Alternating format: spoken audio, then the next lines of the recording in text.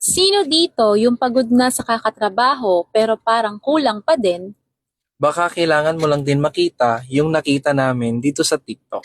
Stay with us sa video na ito lalo na kung gusto mong malaman kung paano kami nakapag-start dito kahit wala pa kaming experience.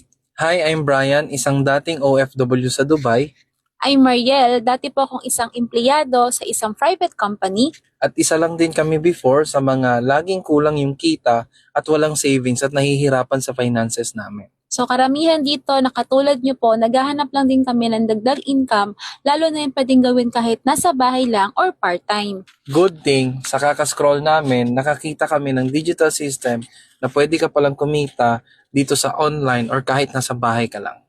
At first, very skeptical kami, saka doubtful kasi nga online. So we did a research at nakita namin yung mga tao na ginagawa to at nababago yung lifestyle nila, nagkakaroon sila ng time and financial freedom. At kaya kung nagawa nila, nasabi ko na kaya din namin gawin.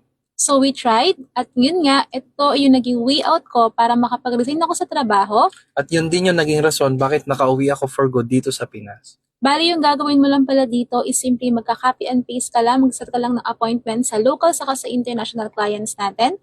All the scripts are provided na online lang lahat. Kailangan lang meron kang cellphone at stable internet connection. And syempre, dapat willing ka lang din matuto. Anyway, kung saka sa